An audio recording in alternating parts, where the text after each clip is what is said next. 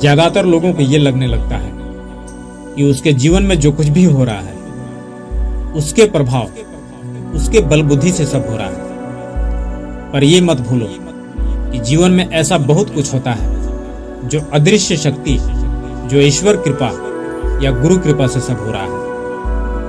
पर हमारा अहंकार उस कृपा को मानने को तैयार नहीं होता, जिस कारण अहंकार बढ़ता जाता है।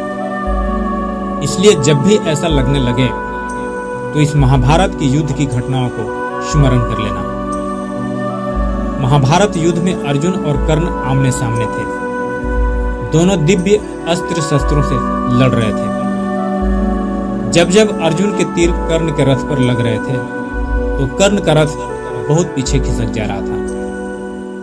दूसरी ओर जब जब कर्ण के तीर अर्जुन के रथ पर लगते तो उसका रथ थोड़ा सा ही पीछे खिसकता था। ये देखकर अर्जुन को घमंड हो गया कि उसके बाणों में ज्यादा शक्ति है। अर्जुन ने ये बात श्री कृष्ण से कही तो भगवान ने कहा कि तुम्हारे बाणों से ज्यादा शक्ति कर्ण के बाणों में है।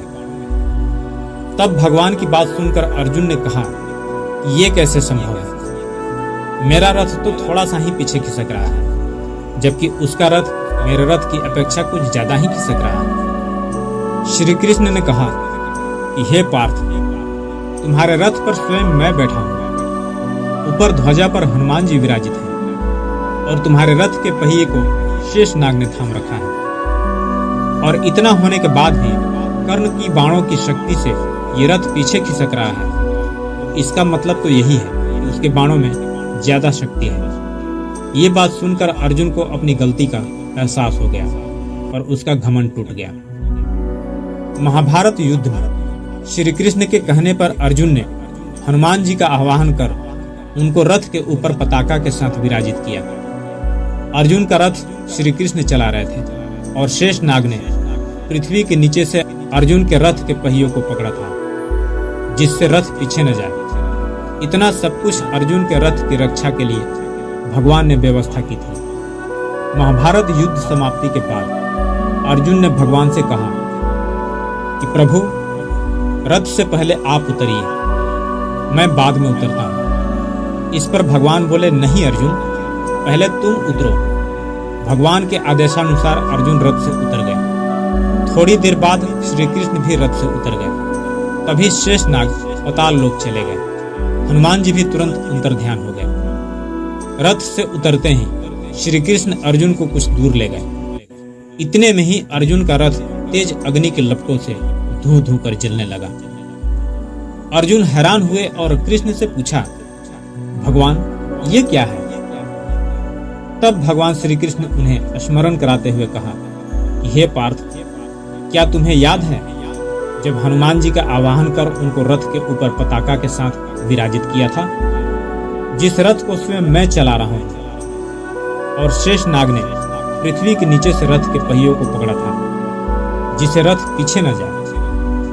हे पार्थ, ये रथ तो भीष्म पितामह, द्रोणाचार्य और कर्ण के दिव्यास्त्रों के वार से बहुत पहले ही जल गया था, क्योंकि पताका लिए हनुमान जी और मैं स्वयं रथ पर बैठा था। इसलिए यह रथ मेरे संकल्प से चल रहा था। जबकि तुम्हारा काम पूरा हो चुका है, तब मैंने उसे छोड़ दिया, इसलिए अब यह रथ भस्म हो गया।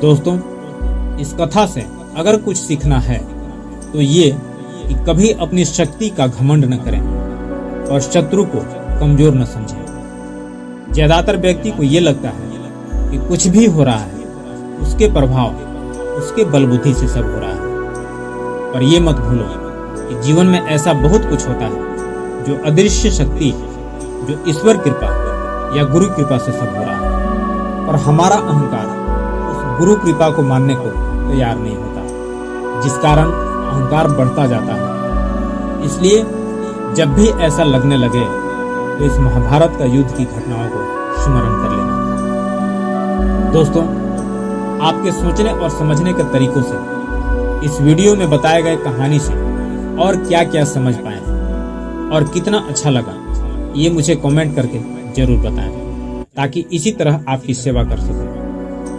ऐसा ही रोचक जानकारी के लिए मेरे चैनल को जरूर सब्सक्राइब कीजिए। वीडियो इन्फॉर्मेटिव लगे लाइक शेयर भी जरूर कर दीजिए। मिलते हैं नेक्स्ट वीडियो में एक नए टॉपिक के साथ। तब तक के लिए जय हिंद, वंदे मातरम।